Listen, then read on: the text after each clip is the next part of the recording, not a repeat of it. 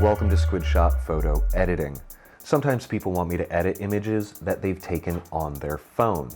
When trying to acquire these pictures to edit them, people often just want to send them via text.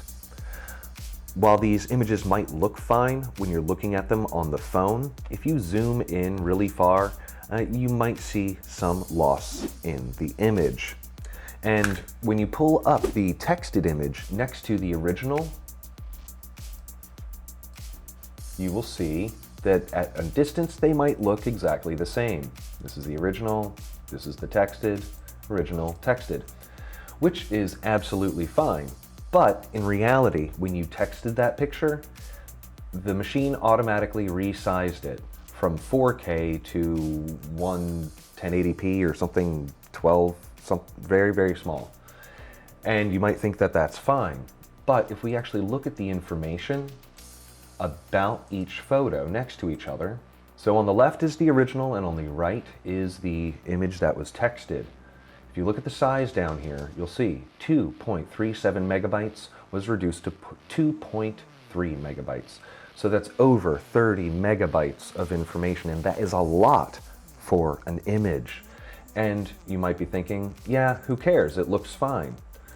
But if we come back to these two pictures that are on separate screens, if we zoom way in, if we go to the one that was texted, same size, you see these big chunks of information being removed, which is really not great. You can't blow these images up as far as you can with the original image. So what is the best way to acquire images from people? Truly the best way to transfer media data from your phone to your editing computer is through a cable, direct transfer of information. But if you're working with a camera, a regular camera, typically you can remove the SD card. That's what you want to do. Try not to transfer information from the cameras if you can help it. If you can't, that's one thing. If not, take the SD card out, put it into the computer, and transfer the data directly from the SD card. Now, when you're done doing that, put that SD card back into your camera and format it to the camera. Just a little bit of SD card health. What if you don't have that option? What if you can't directly be with the person and they're in another state, or just you guys are being lazy and want to send it? I recommend a link share. Would be the secondary way I would do it. And honestly, that's usually how I deliver a lot of the products that I make for people, is I use a link share because there's no loss of data there either. From your computer or your phone, you can go into your images gallery and you're going to highlight all of the pictures that you want to send, either to your editor or back to the client, depending on which direction you're going.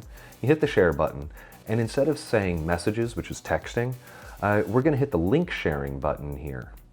Okay? And what it does is it creates a link and select an app below to share the link if you'd like.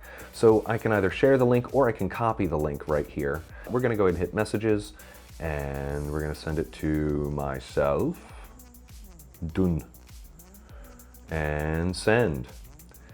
Now, instead of on the text that they get being a whole, long spiel of photos, this ream of photos, we're going to have one link that's clean that they can click and now download full-sized, uncompressed images. While this might seem like a lot of effort and a lot of consideration committed to just moving pictures between people, the product we're able to create will be way better because of superior data transfer procedures.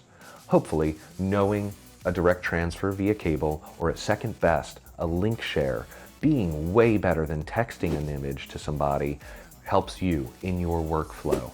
Try to niche yourself and do more. Give it a shot. A Squid Shot.